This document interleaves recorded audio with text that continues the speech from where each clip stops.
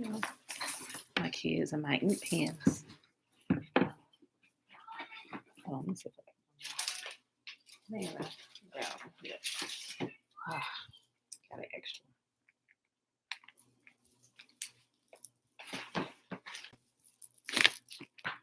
All right, y'all. Happy Thursday, Shayla. Great rising. Betwabu.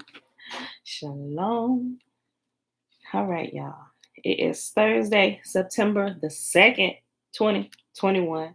Day 249 of year 3 of reading through the books of the law and the prophets, another 3-year consecutive day count, day 918. Y'all, today we're reading Hosea, the last 2 chapters, 13 and 14, and then we'll go right into, I think it's Joel. Let's just say Joel. I think Joel. I think it's Joel. All right, y'all. Then we're going to pick up where we left off at in Caesar's Messiah. Okay, y'all. So let's go ahead and do the Shema.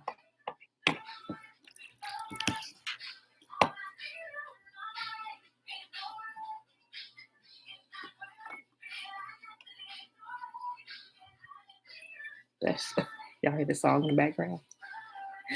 That's Bella Barbie doll singing. You got her this Barbie doll, this concert Barbie doll, and she has a speaker built inside of her with a microphone and all this other stuff. So if you hear that, you will probably hear it like 11 dozen times this morning. That's what it is in the background. Her doll is having a concert. She changing clothes back and forth between every show and everything. So just in case, if y'all just see me doing like this, I'm just jamming to her concert, y'all. Okay, y'all.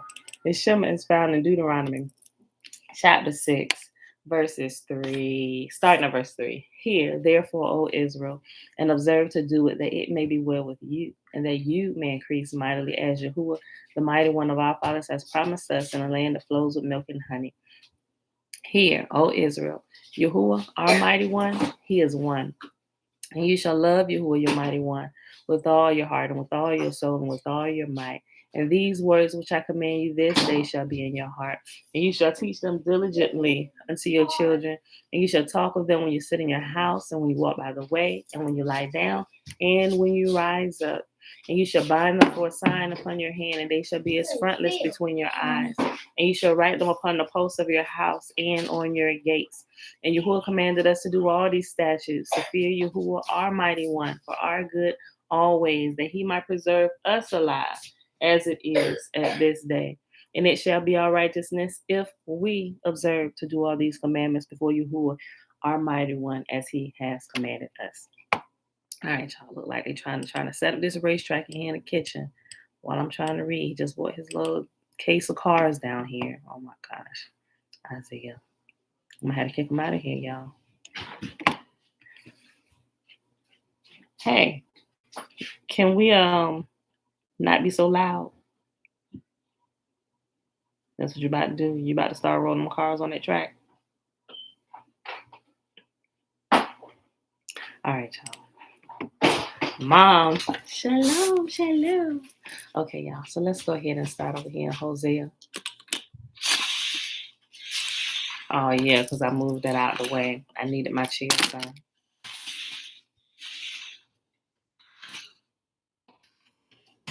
All right, y'all. Hosea chapter 13.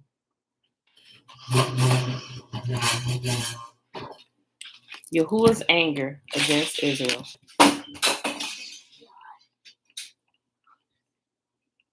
When the tribe of Ephraim spoke, the people shook with fear, for that tribe was important in Israel. But the people of Ephraim sinned by worshiping Baal, and thus sealed their destruction.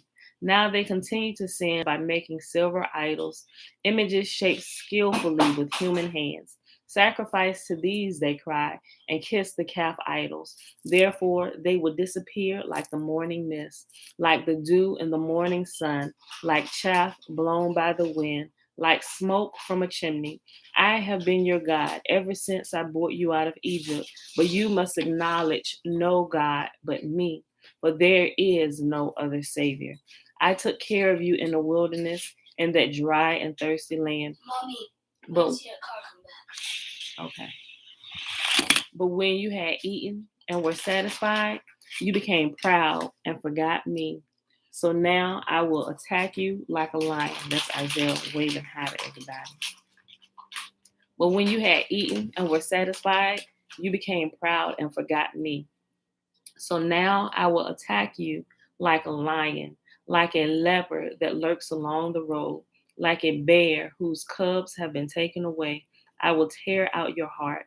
I will devour you like a hungry lioness and mangle you like a wild animal. You are about to be destroyed, If you O hear Israel. a race car come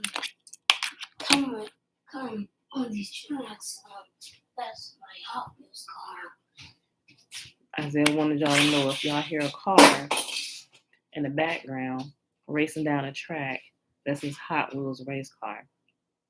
So if you hear a little that's him, okay? If you hear music, concert, that's Bella. If you hear crash, that's Isaiah, okay? You are about to be destroyed, O Israel. Yes, by me, your only helper. Now, where is your king? Let him save you. Where are all the leaders of the land, the kings and the officials you demanded of me? In my anger, I gave you kings, and in my fury, I took them away. Ephraim's guilt has been collected, and his sins has been stored up for punishment. Pain has come to the people like the pain of childbirth, but they are like a child who resists being born. The moment of birth has arrived, but they stay in the womb. Should I ransom them from the grave? Should I redeem them from death? O death, bring on your terrors. O grave, bring on your plagues. For I will not take pity on them. Ephraim was the most fruitful of all his brothers, but the east wind, a blast from Yahuwah, will arise from the desert. All their flowing springs will run dry, and all their wells will disappear. Every precious thing they own will be plundered and carried away. Can I show them this one? No, you cannot, son. I told them about it, and they can picture it. All right. It's an orange Hot Wheel racetrack that they've extended from the kitchen all the way through the house, and they're racing these cars on it. No, Mom. It's through the kitchen, the dining room, into the living room. That's what I said. Well, I said all through the house. Well, okay, kitchen, dining room, and living room. So technically, that's not all through the house, but all through the house It's right with here, Mom. the upstairs and all that. Highway's right here, Mom. All right, Isaiah. Highway down here. They go down there. And they gotta make it to the finish line. Okay, no more interruptions. Thank you. The people of Samaria must bear the consequences of their guilt because they rebelled against their God. They will be killed by an invading army, their little ones dashed to death against the ground, their pregnant women ripped open by swords. All right, y'all. Next chapter and last chapter of Hosea, Hosea chapter 14. Healing for the repentant. Return, O Israel, to your God, for your sins have brought you down. Bring your confessions and return to Yahuwah. Say to him, forgive all our sins and graciously receive us, so that we may offer you our praises. Assyria cannot save us, nor can our war horses. Never again will we say to the idols we have made, you are our gods. No, in you alone do the orphans find mercy. Yahuwah says, then I will heal you of your faithlessness. My love will know no bounds, for my anger will be gone forever. I will be to Israel like a refreshing dew from heaven. Israel will blossom like the lily. It will send roots deep into the soil, like the cedars in Lebanon. Its branches will spread out like beautiful olive trees, as fragrant as the cedars of Lebanon. My people will again live under my shade. They will flourish like grain and blossom like grapevines. They will be as fragrant as the wines of Lebanon. O Israel, stay away from idols. I am the one who answers your prayers and cares for you. I am like a green tree that is always green, All your fruit comes from me. Let those who are wise understand these things. Let those with discernment listen carefully. The paths of Yahuwah are true and right, and righteous people live by walking in them. But those in paths. Oh, let me read this again. Let those who are wise understand these things. Let those with discernment listen carefully. The paths of Yahuwah are true and right, and righteous people live by walking in them. But in those paths, sinners stumble and fall. And that was the last of the book of Hosea. And what's this next one? Yep. Joel chapter 1. Yahuwah gave this message to Joel, son of Pethuel, mourning over the locust plague. Hear this, you leaders of the people. Listen, all you who live in the land. In all your history, has anything like this happened before? Tell your children about it in the years to come, and let your children tell their children. Pass the story down from generation to generation. After the cutting locusts finished eating the crops, the swarming locusts took what was left. After them came the hopping locusts, and then the stripping locusts too. Wake up, you drunkards, and weep. Wail, all you wine drinkers. All the grapes are ruined, and all your sweet wine is gone. A vast army of locusts has invaded my land, a terrible army too numerous to count. Its teeth are like lions' teeth, its fangs like those of a lioness. It has destroyed my grapevines and ruined my fig trees, stripping their bark and destroying it, leaving the branches bare and white. Weep like a bride dressed in black, mourning the death of her husband. For there is no grain or wine to offer at the temple of Yahuwah. So the priests are in mourning. The ministers of Yahuwah are weeping. The fields are ruined. The land is stripped bare. The grain is destroyed. The grapes have shriveled, and the olive oil is gone. Despair, all you farmers. Wail, all you vine growers. Weep because the wheat and barley, all the crops of the field are ruined. The grapevines have dried up, and the fig trees have withered. The pomegranate trees, palm trees, and apple trees, all the fruit trees have dried up, and the people's joy has dried up with them. Dress yourselves in burlap and weep, you priests. Wail, you who serve before the altar. Come, spend the night in burlap, you ministers of my God, for there is no grain or wine to offer at the temple of your God. Announce a time of fasting. Call the people together for a solemn meeting. Bring the leaders and all the people of the land into the temple of Yahuwah your God, and cry out to him there. The day of Yahuwah is near, the day when destruction comes from the Almighty. How terrible that day will be.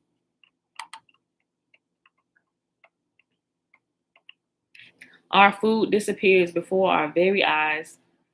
No joyful celebrations are held in the house of our God.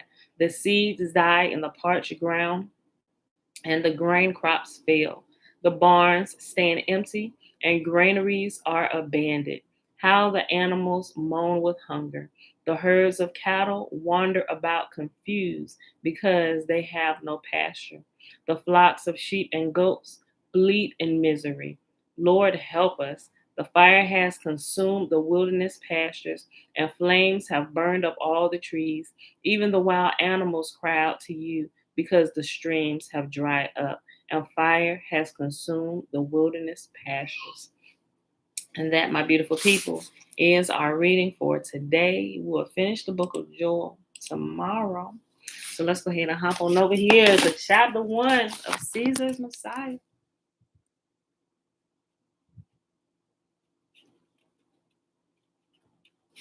Chapter 1. And we are on chapter 1, which is page 21. We read the introduction yesterday.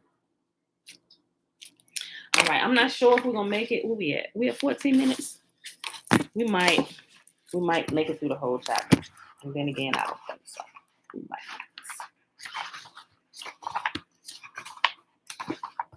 I know listening to the whole chapter. I don't think we're gonna make it through the whole chapter, y'all. Listening to it, I think it was about 30 minutes, chapter 1. And then again, we might. Let me just read. Okay, y'all. The first Christians and Flavians. Shalom, Monty, Belinda Brown, Robert. That's Robert. Okay. This book provides a new interpretive framework for the Gospels. This framework renders every passage in the Gospels coherent and provides an answer to the question of who composed them. I shall show that intellectuals working for Titus Flavius, the second of the three Flavian Caesars, created Christianity. Their main purpose was to replace the xenophobic Jewish messianism that waged war against the Roman Empire with a version of Judaism that would be obedient to Rome. One of the individuals involved with the creations of the Gospels was the first century historian Flavius Josephus, who, as he related it, led a fabulous life. He was born in 37 CE into the royal family of Judea, the Maccabees. Like Jesus, Josephus was a child prodigy who astounded his elders with his knowledge of Judaic law. Josephus also claimed to have been a member of each of the Jewish sects, sects of his era, the Sadducees, the Pharisees, and the Essenes. So if y'all ever heard about the Essenes Gospels or read the Essenes Gospels, you can tell there are some different things in it, but just keep listening. When the Jewish rebellion against Rome broke out in 66 CE, though he had no described military background and believed the cause hopeless, Josephus was given command of the revolutionary army of Galilee. Taken captive, he was brought before the Roman general Vespasian, to whom he presented himself as a prophet. At this point, God rather conveniently spoke to Josephus and informed him that his favor had switched from the Jews to the Romans. Josephus then claimed that Judaism's messianic prophecies foresaw not a Jewish Messiah, but Vespasian, whom Josephus predicted would become the Lord of all mankind. After this came to pass, so to speak, and Vespasian was proclaimed emperor, he rewarded Josephus's clairvoyance by adopting him. Thus, the Jewish rebel Josephus Bar Matthias became Flavius Josephus, the son of Caesar.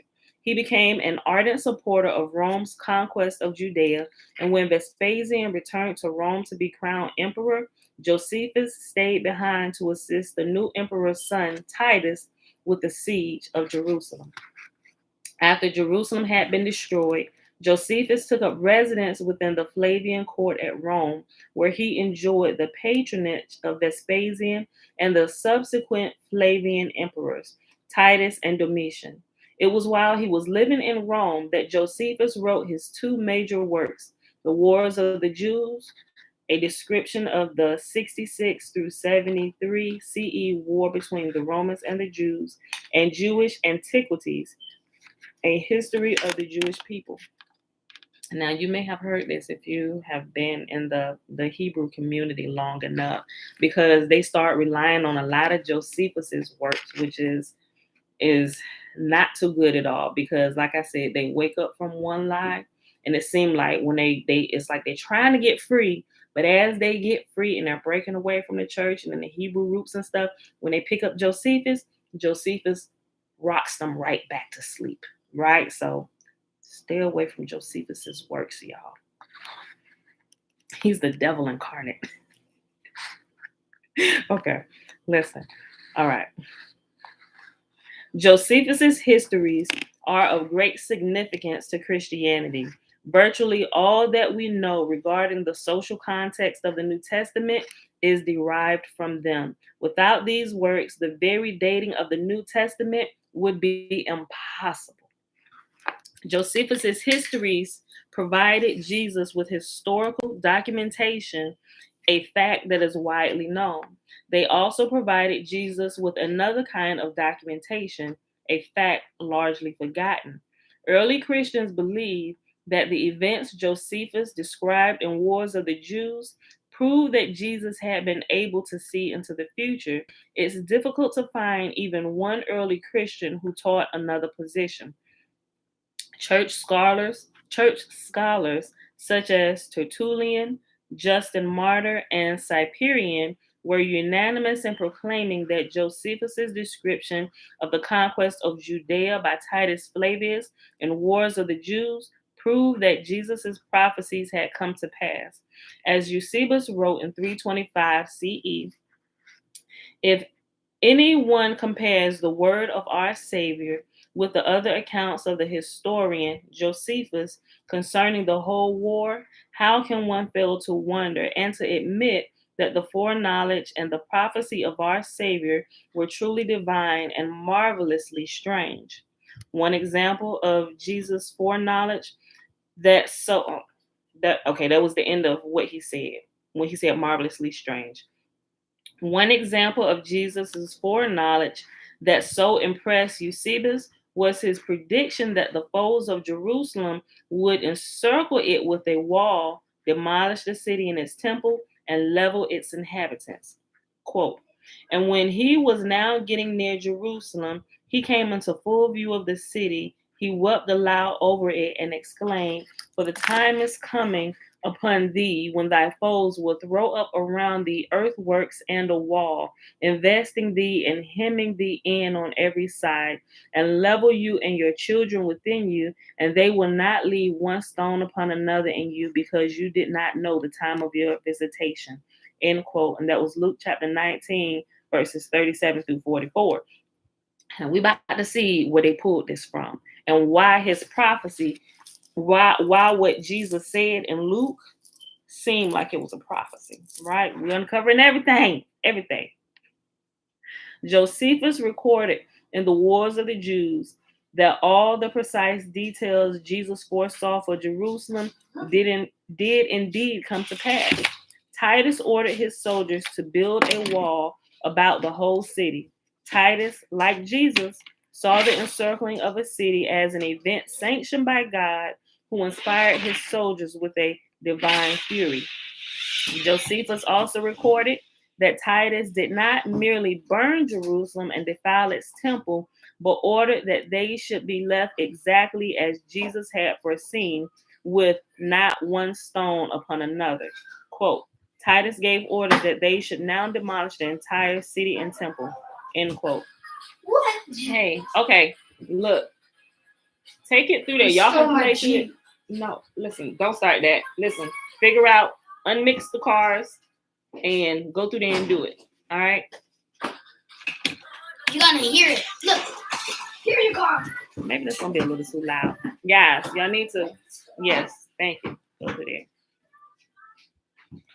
Jesus stated that these calamities would befall Jerusalem's inhabitants because they did not know the time of your visitation. The coming visitation was to be made by someone he called the Son of Man, a title used by the prophet Daniel for the Jewish Messiah. While it had been universally believed that Jesus was referring to himself when he used the expression Son of Man, he usually spoke of this individual in third person and not as of himself. Jesus repeatedly warned the Jews, careful.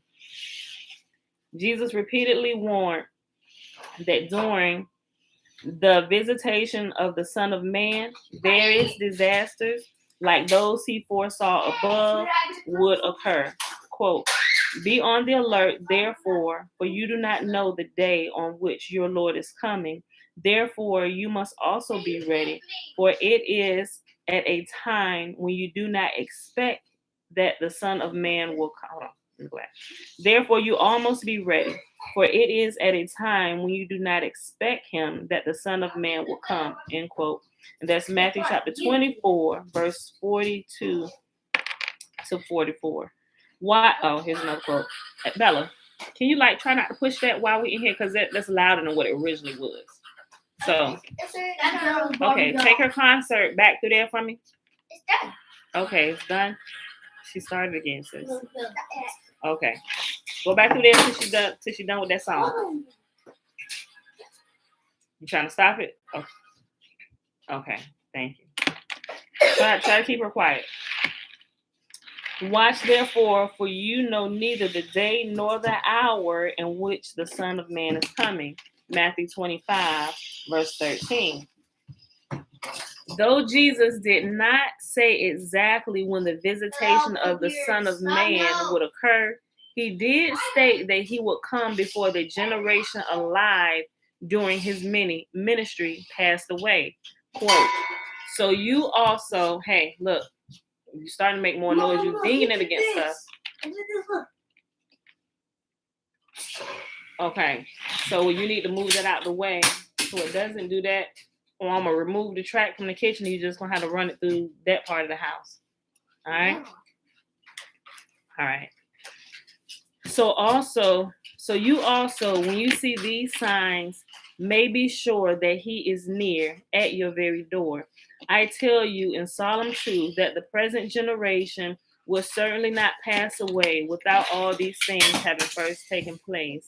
Matthew 24, verses 33 through 34. Jews of this era saw a generation. Hold on, y'all. Let's go. No, we're not doing the cars. Come on. We gotta pause this until I'm done. Because y'all, it's louder than what I thought it was gonna be. Come on. Okay, we'll take them off. Take them through there. Let's go. You too, Bella. Take your singing doll with you. Thank you. Sing on up out of here, sister.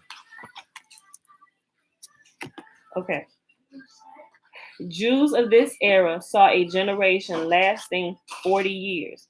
So Titus's destruction of Jerusalem in 70 CE fit perfectly into the time frame Jesus gave his prophecy. However, while Jesus did accurately predict events from the coming war, there was a flaw in his foreknowledge. That is, that the person whose visitation actually brought about the destruction of Jerusalem was not Jesus, but Titus Flavius. If his prophecy did envision, as Eusebius and other church scholars have maintained, events from the coming war between the Romans and the Jews, then the Son of Man, Jesus warned of, seems not to have been himself, but Titus, a point that has been overlooked by modern scholarship. There was little written between the 5th and the 15th centuries commenting on the numerous parallels between the events Josephus recorded in Wars of the Jews and Jesus' predictions. This is not surprising, as the church is known to have actively discouraged scriptural analysis during this time.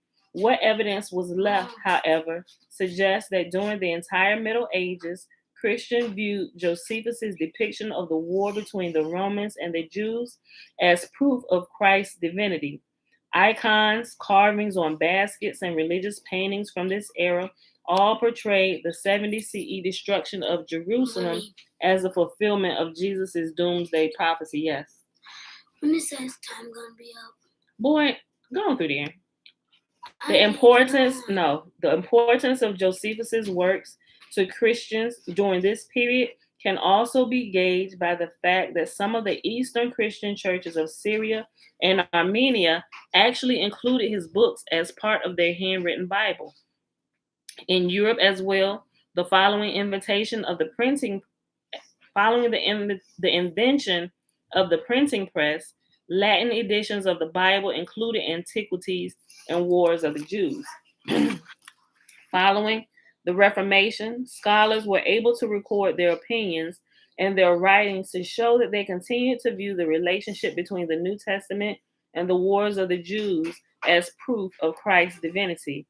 On the significance of 70 CE, for example, Dr. Thomas Newton wrote in his 1754 work, Dissertations on the Prophecies, quote, as a general in the wars, Josephus must have had exact knowledge of all transactions.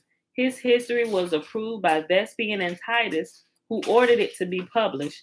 He designed nothing less, and yet, as if he had designed nothing more, His history of the wars of the Jews may serve as a larger comment on our Savior's prophecies of the destruction of Jerusalem.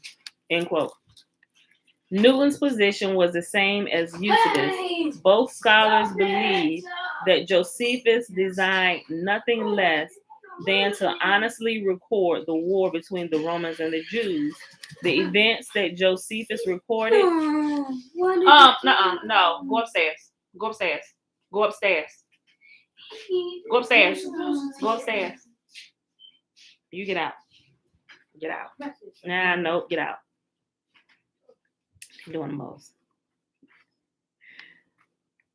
The events that Josephus recorded seemed to be the fulfillment of Jesus' prophecy and did not strike them as in any way suspicious. On the contrary, they saw the relationship between the two works as proof of Jesus' divinity. They were in no way unusual in holding this view. It was held by the majority of Christian scholars until the end of the 19th century. The belief that Josephus' depiction of the destruction of Jerusalem proved that Jesus had seen into the future was largely forgotten during the 20th century. Only one denomination of Christians, the Preterists, still cites the parallels between the wars of the Jews and the New Testament as proof of Jesus' divinity. Currently, most Christians either believe that the apocalypse Jesus envisioned has not yet occurred, or they ignore these prophecies altogether. As Christianity's third millennium begins, few of its members are even aware of the parallels that were once of such importance to the religion. However, I believe that Eusebius was correct in stating that when one compares the wars of the Jews to the New Testament, one must admit to a relationship that, if not divine, is at the least strange. The parallels between Jesus's prophecies and Titus's campaign do indeed seem too precise to have been the result of chance.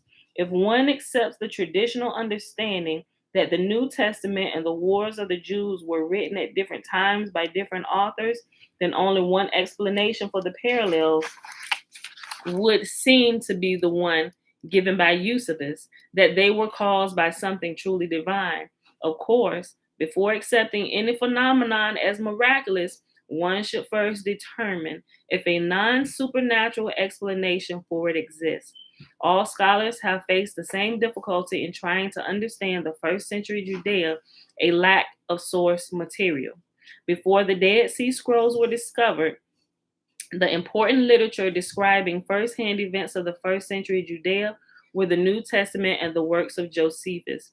For 2 millennia, only these two works illuminated an era so seminal to Western civilization. This absence is unusual. In Greece, thousands of pieces of writing from the same era have been discovered. Jesus constantly complained about scribes who, one must assume, were writing something. Quote, Jesus began to explain to his disciples that he must go to Jerusalem and suffer much cruelty from the elders and the high priests and the scribes. End quote. And that's Matthew chapter 16, verse 21. Jerry Shalom. Rome's occupation of Judea spanned the entire first century. Josephus records that during this period, a movement of Jewish zealots called the Sicarii continually staged insurrections against the empire and its surrogate, the family of Herod. The Sicarii, like the Christians, were messianic and looked forward to the arrival of the Son of God who would lead them against Rome. Remember, we explained that yesterday and what the Sicarii really was looking for. They weren't looking for this divine being who had died and rose from the grave. They were looking for the leader that Yahuwah would raise up from the midst of them, right? And they looked for him to be a military leader. So that's what they were looking to, right?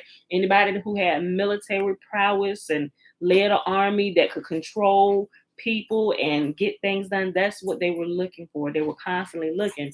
And let me tell you something. Remember these whole shenanigans not too long ago about Rabbi Shlomo? All right, let me see that. The guy, I did a video on it. It's a little over an hour long. This whole thing, Latin channels and Spanish channels had put out that during last Passover that Israel had crowned their Messiah. This dude, right? He was nothing more than a child prodigy or whatever who's really learned in the scriptures. This guy right here. If you go read a little bit about him, right? If you go read a little bit about him, it will tell you a little bit about his military prowess and um his uh his understanding of scriptures and the wisdom. He's one of the youngest rabbis that they have. And so while they're trying to make the prophecies line up, they're looking for some of these things, right? So when I look at there's a difference between like the Messianic Jews, meaning now the Jews who are now for Jesus, and you have the Orthodox ones, right? The Orthodox Jews, right? Although they have assumed identity of another people, right? We all know who the people are. Although they have assumed the identity of another people, they are trying to stick as close to the script, or they've been lied to, lies have been passed down to them, right? They're trying to stick as close to the script as possible of what the original people were looking for, right? Which is why they said this particular gentleman, who they said that they crowned last Passover as Messiah, as Mashiach, the one that they're looking for. He's passed just about all the tests. They're putting him through this, making sure he lines up to all the prophecies, right? Him right there. If you understand it, you see that, and as all of these things are unfolding, you begin to see pieces of the puzzle fit in place and why they're moving exactly the way they are moving, right? It'll blow your mind. Start unraveling this sweater. Keep pulling on that sweater string, y'all. Just pay attention. Pay attention. Listen. Rome's occupation of Judea spanned the entire first century. Josephus records that during this period, a movement of Jewish zealots called the Sicarii continually staged insurrections against the empire and its surrogate, the family of Herod.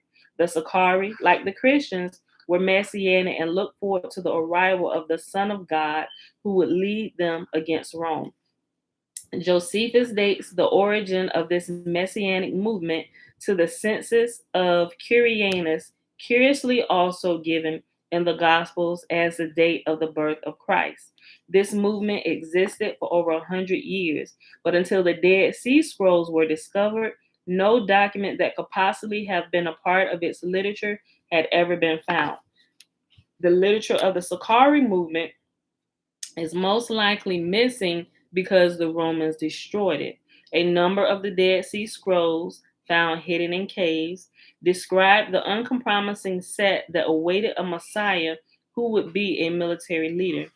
Messianic literature of this sort was surely a catalyst for the Sicari's rebellion and would have been targeted for destruction by the Romans, who are known to have destroyed Judaic literature. Oh, Yah, your Torah is burnt, right? The Talmud, for example, records the Roman practice of wrapping Jews in their religious scrolls and lighting them afire. Josephus notes that following their war with the Jews, the Romans took the Torah scrolls and other religious literature and locked them up inside the Flavian palace in Rome. The only works to have survived this century of religious warfare, the Gospels and the histories of Josephus, had a pro-Roman perspective. In the case of Josephus's histories, this is hardly surprising, as he was an adopted member into the imperial family. It is notable, however, that the New Testament also has a point of view positive to the Romans. The first century was not a time when one would expect that a Judaic cult with a view favorable to the empire would have emerged. Yet the New Testament texts never portray Roman soldiers in a negative light and actually describe them as devout and God-fearing. Quote, there was a certain man in Caesarea called Cornelius, a centurion of the band called the Italian band, a devout man, and one that feared God with his entire house, which gave much alms to the people and prayed to God always. End quote. Acts chapter 10, verse 1 through 2. The New Testament also presents tax collectors who would have been working for the Romans in a favorable light. The Apostle Matthew, for example, is actually described as a publican or tax collector. The citizenship espoused in the works of Josephus and the New Testament would have been seen favorably by Rome.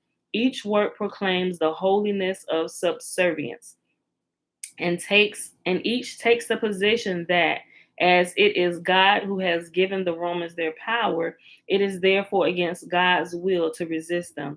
For example, the Apostle Paul teaches that Roman judges and magistrates were a threat only to evildoers. Quote, therefore, the man who rebels against his ruler is resisting God's will, and those who thus resist will bring punishment upon themselves.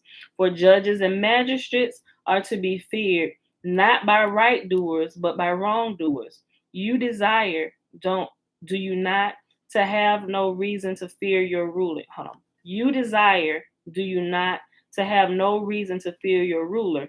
Well, do the thing that is right, and then he will commend you, for he is God's servant for your benefit. But if you do what is wrong, be afraid. He does not wear the sword to no purpose. He is God's servant and administrator to inflict punishment upon evildoers. We must obey, therefore, not only in order to escape punishment, but also for conscience sake. Why this is really the reason you pay taxes, for tax gatherers are ministers of God, devoting their energies to this very work. End quote. And you can find that garbage from Paul. Listen, if you read it, it seems okay, right? In theory, it seems okay, right? We don't just purposely go out here and do what's wrong and not pay our taxes and stuff. I ain't saying not to do that, right? Everybody has to pay their taxes. If you're a citizen in America and you use their system, you're required to pay taxes, right? But listen to what they're doing, how they set all this up, right? That's why I say Paul and his shenanigans, right? End quote. You find that in Romans chapter 13, verses 2 through 6. Josephus shared Paul's belief that the Romans were God's servants and inflicted punishment on evildoers. Quote, indeed, what can it be that have stirred up an army of the Romans against our nation? Is it not the impiety of the inhabitants? Whence did our servitude commence? Was it not derived from the seditions that were among our forefathers, when the madness of Aristobulus and Hyrcanus,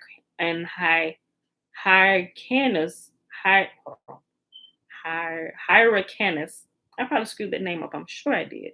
Hyrcanus and our mutual quarrels brought Pompey upon this city, and when God reduced those under subjection to the Romans who were unworthy of the liberty they had enjoyed, end quote. Thus, the only works that describe first century Judea share a positive viewpoint towards Rome. Why is it that only they have survived? I believe that the New Testament and the works of Josephus survived because they were both created and promulgated by Rome. This work presents evidence indicating that the Gospels were created by Titus Flavius, the second of the three Flavian emperors. Titus created the religion for two reasons. The most obvious being to act as a theological barrier against the spread of the militant Messianic Judaism of Judea to other provinces. Josephus mentions this threat in the Wars of the Jews. Quote, the Jews hoped that all of their nation, which were beyond Euphrates, would have raised an insurrection with them. End quote. Titus had another, more personal reason for creating the Gospels, this being that the Jewish zealots refused to worship him as a god. Though he was able to crush their rebellion, Titus could not force the zealots, even through torture or death, to call him Lord. So he got the big head and he pissed because they not bowing to him, calling him God, right? Lisa Shalom. Josephus noted the staunchness with which the zealots adhered to their monotheistic faith, stating that the Sicarii do not value dying in any kind of death, nor indeed do they take heed the dying of their relations, nor can any fear make them call any man Lord. As I noted in the introduction, to circumvent Jews' stubbornness, Titus designed a hidden message within the Gospels. This message reveals that he, Jesus, who interacted with the disciples following the crucifixion, was not a Jewish Messiah, but he himself. Unable to torture the Jews into foregoing their religion and worshiping him, Titus and his intellectuals created a version of Judaism that worshiped Titus without its followers knowing it, right? So indirectly, Christians are worshiping Titus and Josephus, all these, right? And in places, Satan, without even knowing it. You'll see all the shenanigans and how they interchangeably. Remember, I told you just like on Coming to America, how Eddie Murphy play all them parts. Flavius Josephus is playing all these parts, y'all. Just giving them different names and putting on costumes and stuff, making you think, just for the sake of the story, for a good storyline, that these are different folk. It's the same people. Unable to torture the Jews into foregoing their religion and worshiping him, Titus and his intellectuals created a version of Judaism that worshiped Titus without its followers knowing it. When his clever literacy device was finally discovered, Titus would be able to show posterity that he had not failed in his efforts to make the Jews call him Lord. Though always seen as a religious document, the New Testament is actually a political document, a monument to the vanity of a Caesar, one that has finally been discovered. Is this your king? Is this your king? Titus backdated. Oh, here we go. Here we go. Listen, for everybody loving these Jesus prophecies, listen. Titus backdated Jesus' ministry to 30 CE, thereby enabling him to foresee events in the future.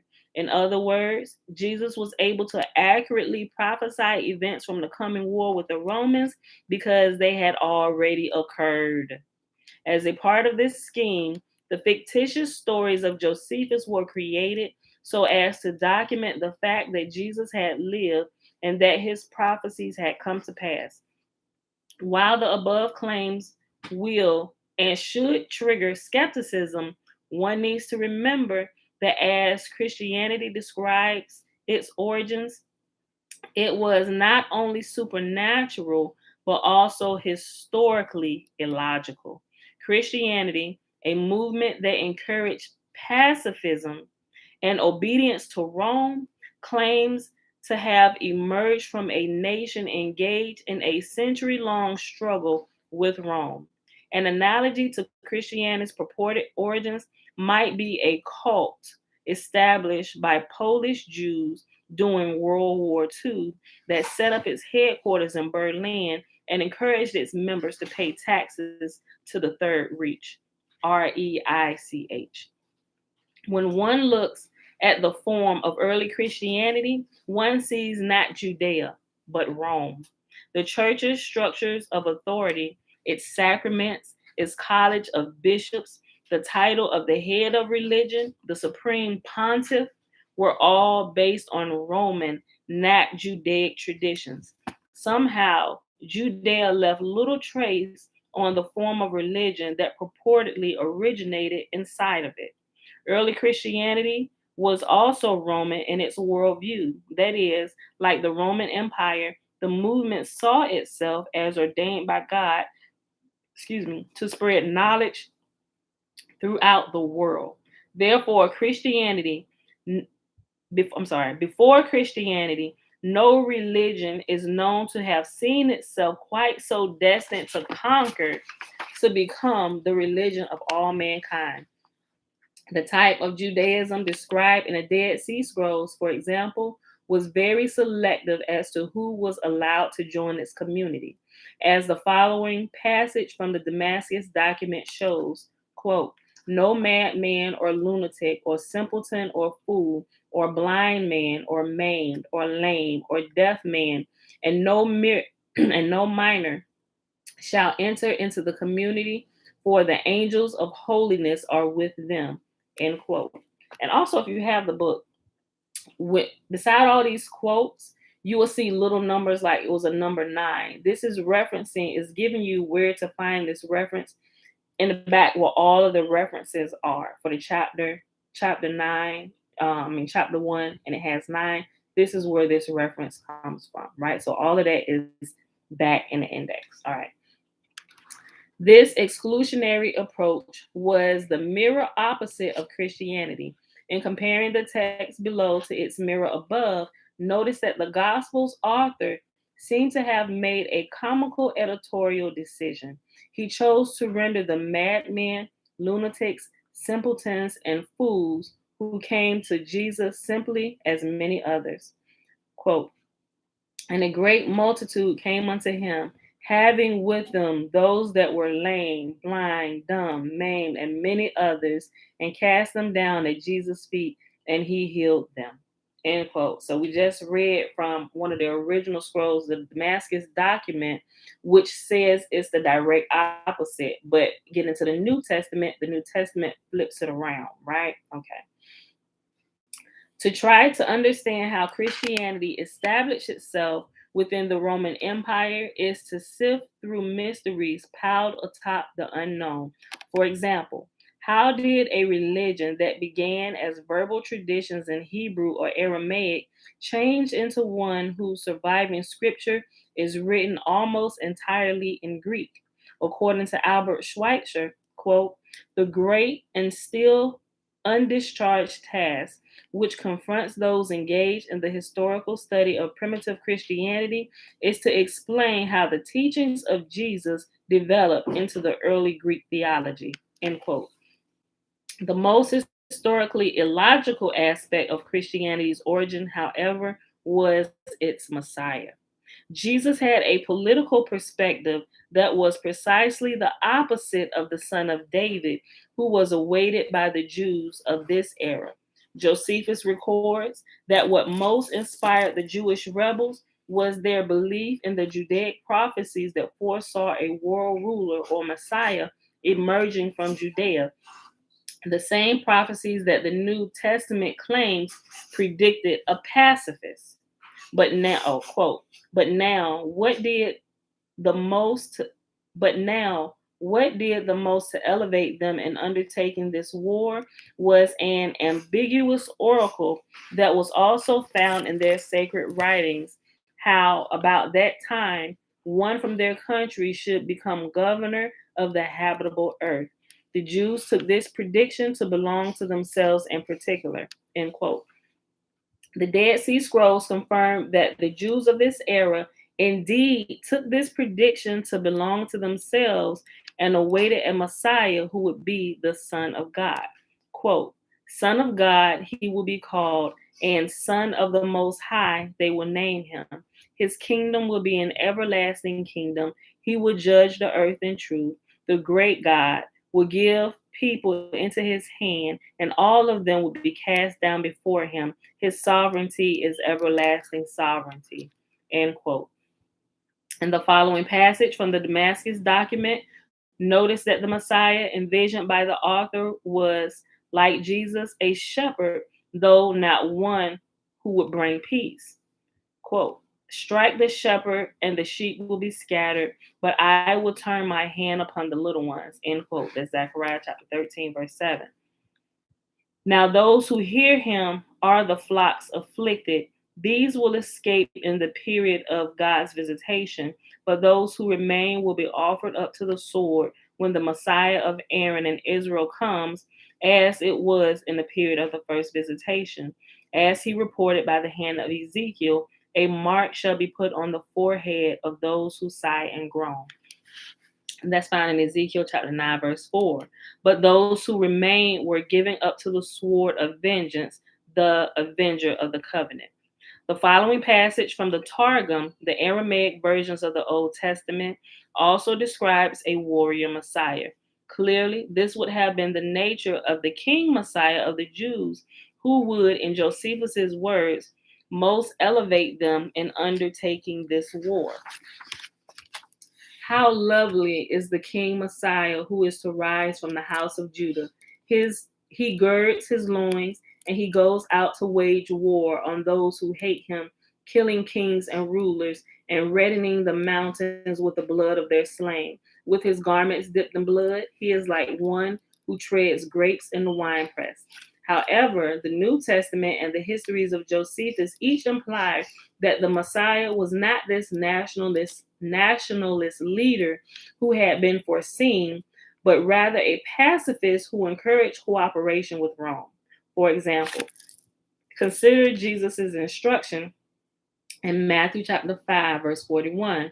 When anyone conscripts you for 1 mile, go along 2. Or if they hey man, go walk a mile with me. He said, walk 2 with them.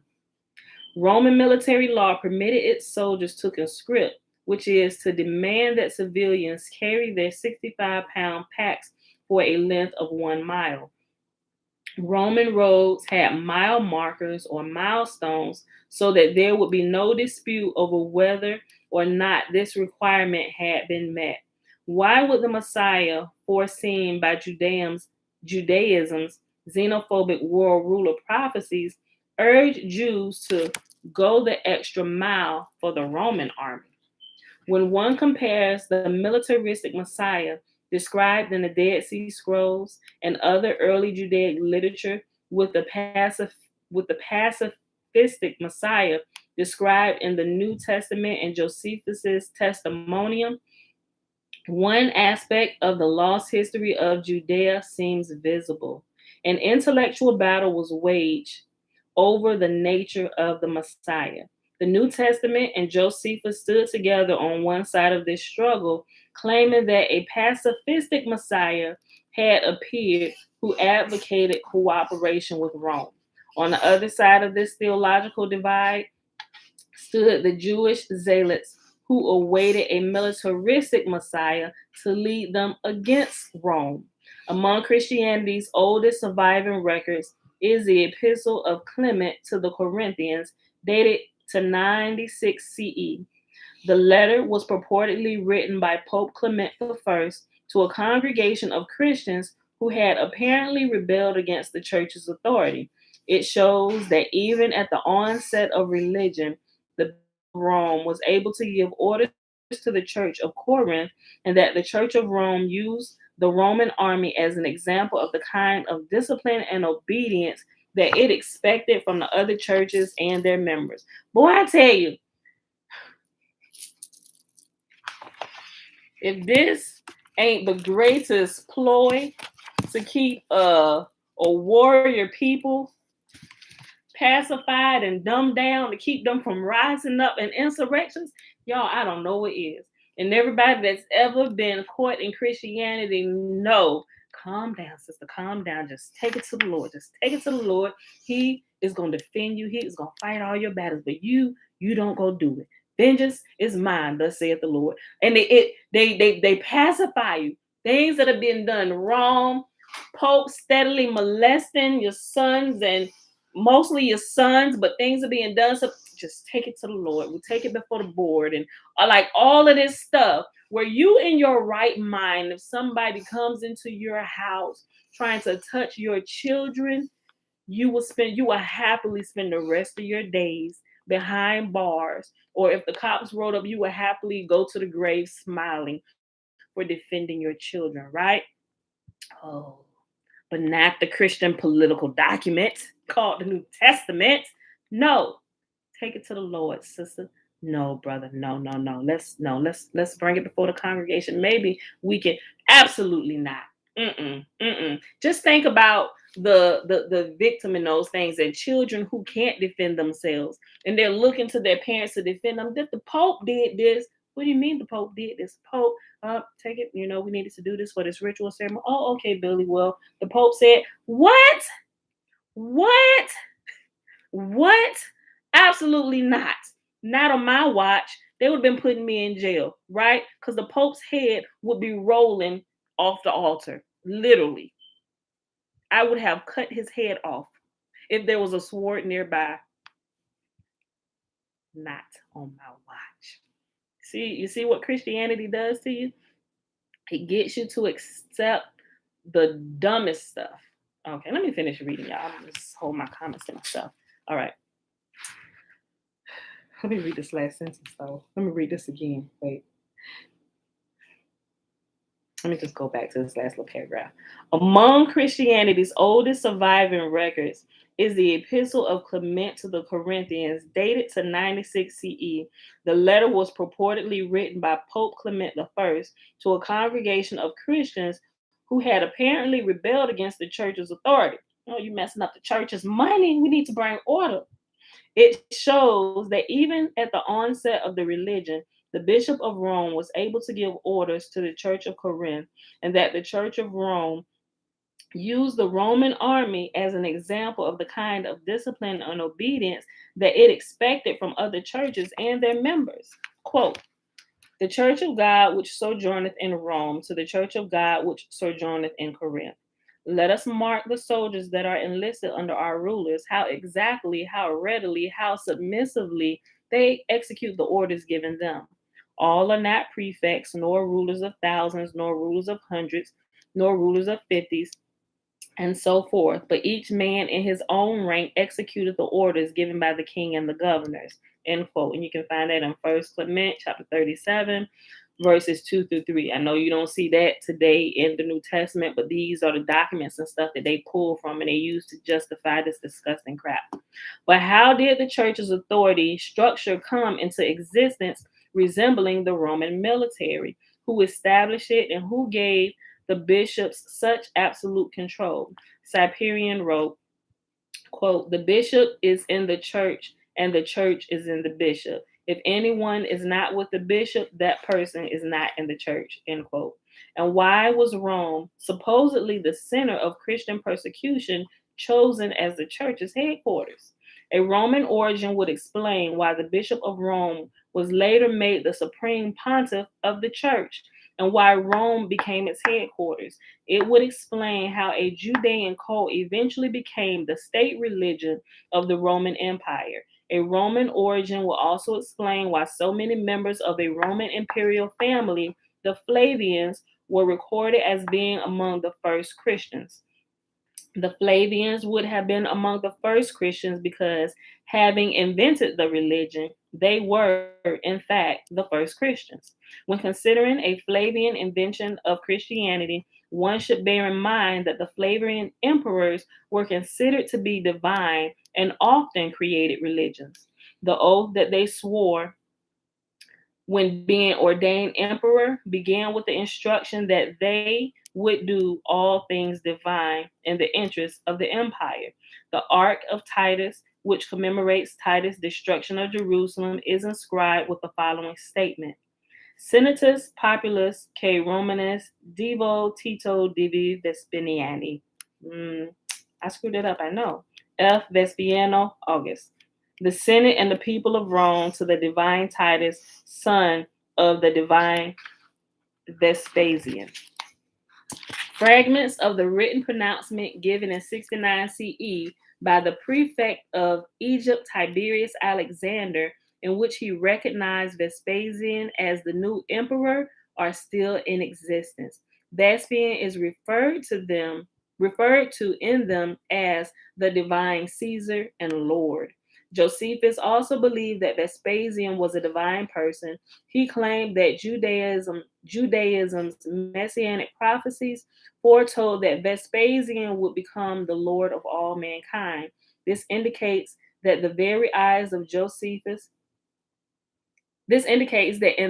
of Josephus, Vespasian was not only the Jesus or Savior of Judea, but he was also the Christ, the Greek word for the Messiah that was foreseen in the prophecies of a Judaic world leader. And after we're going to pause at the end of this page, y'all, because we are already at an hour, 4 minutes.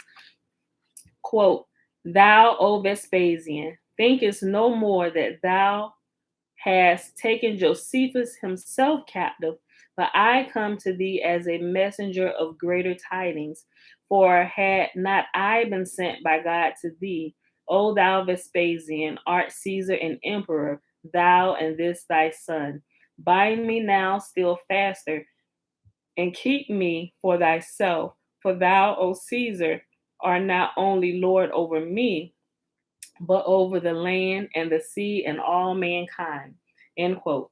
Josephus, in proclaiming himself God's minister, also described an ending of God's contract with Judaism that was quite similar to the position that the New Testament takes concerning Christianity.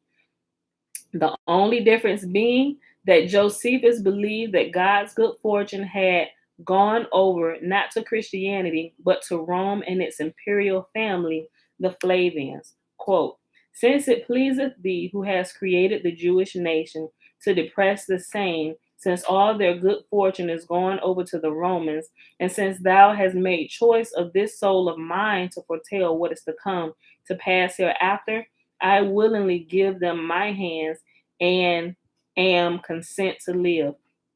And I protest openly that I do not go over to the Romans as a deserter of the Jews, but as a minister from thee. End quote. Scholars have dismissed Josephus's application of Judaism's messianic prophecies to Caesar as simple flattery. I disagree and shall show that not only did Josephus believe Vespasian to be God and Titus therefore the son of God, but that his histories were entirely constructed to demonstrate that very fact. And we are going to pause right here, y'all. We'll pick this up tomorrow. I knew we probably weren't going to get all through all of chapter 1, but I think we will finish it tomorrow. Yeah, we'll definitely finish it tomorrow. And then we'll go on to chapter 2. All right, y'all. So I hope y'all enjoyed the reading for today as we breaking this down and uncovering these lies that has had our people and the majority of the world sleep for many, many millennia, y'all. All right, y'all. So remember, y'all can y'all go purchase your own copy from Amazon. I'm giving y'all the same link that I got mine from. I'm just reading this to y'all. I ain't making no money from none of this stuff. I'm here using my time trying to wake my brethren and sistren up. Listen, I'm giving y'all all the resources I come across, right? So all of that stuff will be there. It's on, you can get it in Kindle.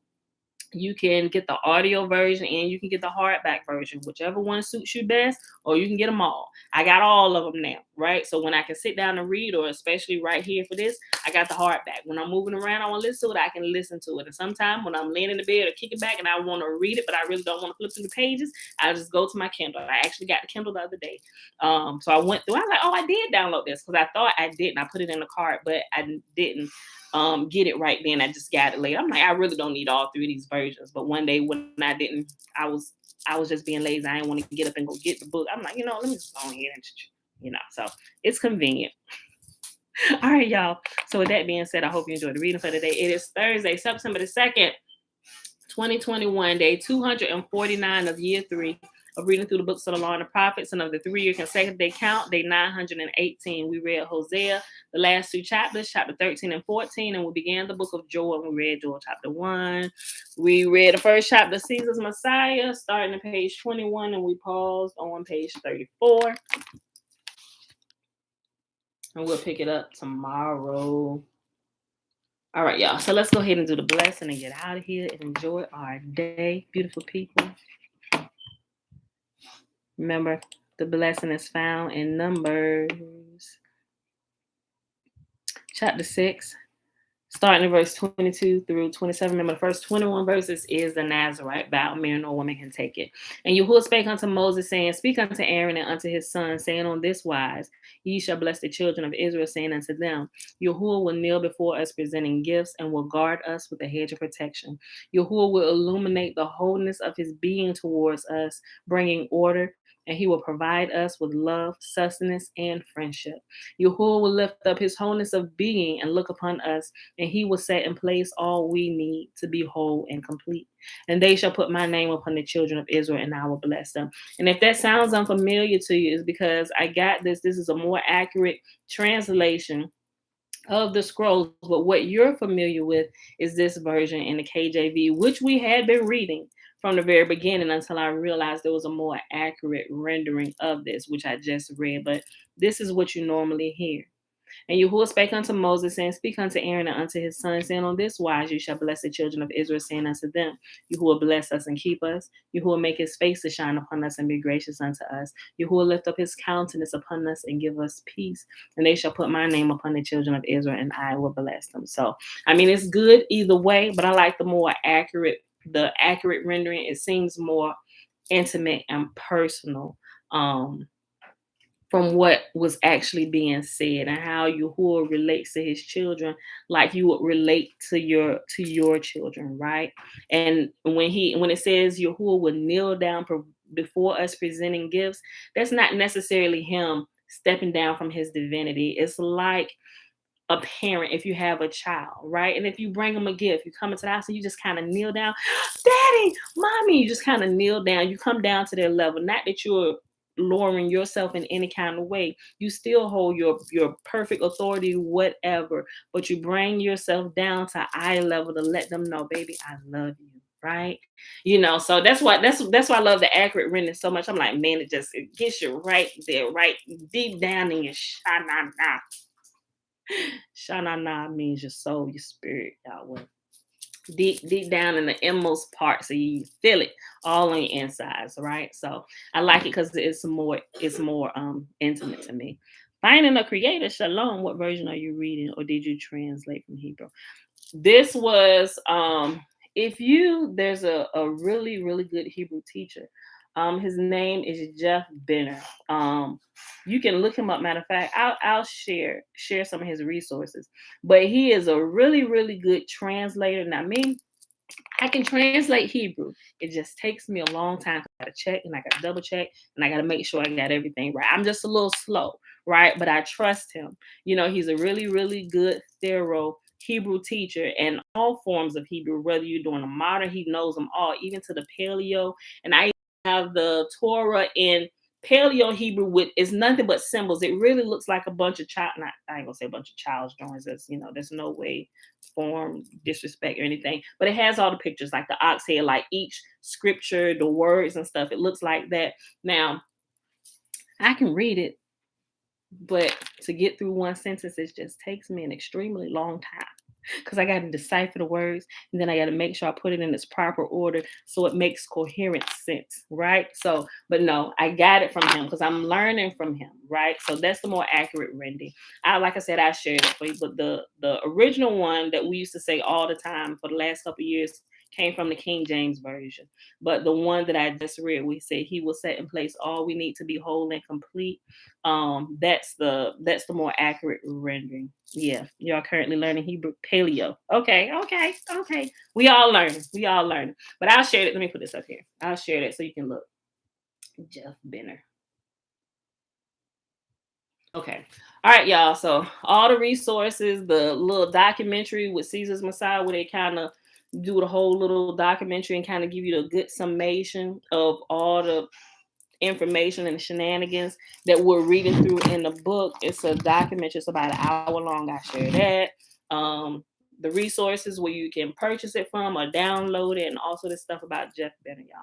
But with that being said, let's go ahead and get out of here. I don't think there was any more questions. Nope. All right, y'all. I love y'all. I see y'all back here tomorrow. Oh, fall feast days are coming up, right? I mentioned it the other day, and as I'm tracking, it might be it's not gonna work, because this would be like the first week of September, because we're already in September, but it will be next week, right? So we begin the 7th month. We're currently in the 6th month. So the 7th month begins next year, new moon, right? So that will be, I'm looking at it. It seems like the 7th. At first, I was like, wait, this is off a little bit. But then as I'm daily checking and watching, I was like, wait a minute, this actually might be right. Because I mentioned yesterday, I said I think it's going to be off a couple days, But as I'm going out checking and tracking, I'm like, wait a minute, this actually might be right. So it possibly could, new moon could possibly be on the 7th, right? But we're going to start watching. We'll be watching on the Sabbath, which is Monday. As we track it, and as the new moon come in, we'll know. I'll make it known, right? So but remember, the first day of the 7th month is what? Feast of Trumpets, right? Blow the trumpets in Zion. So you got your horns, if you ain't got a horn, it said blow horns, right? So get a horn, a shofar or something. Get a trumpet, right? Blow the trumpets in Zion. You really just being obedient to that and you blow it. But if you're somewhere, listen, here's what I love, right? Last Feast of Trumpets, I didn't realize. Clearly, I don't know everybody here in my subdivision, right? But last Feast of Trumpets, I started hearing, of course, we had already blew ours or whatever.